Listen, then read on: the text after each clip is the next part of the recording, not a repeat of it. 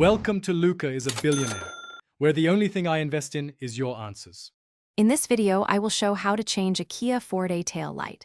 Start by gathering tools and a replacement bulb or assembly and park safely. Disconnect the negative battery terminal to avoid electrical shorts. Remove trunk trim panels carefully to expose the tail lamp bolts, then unbolt and unplug the harness.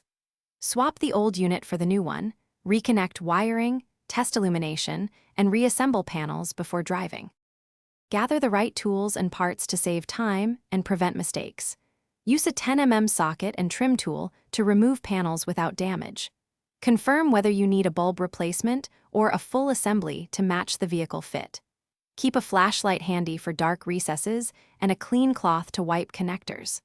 Apply dielectric grease sparingly to contacts to resist corrosion and ensure a reliable electrical connection. If you're finding this guide helpful, please subscribe and like to support the channel.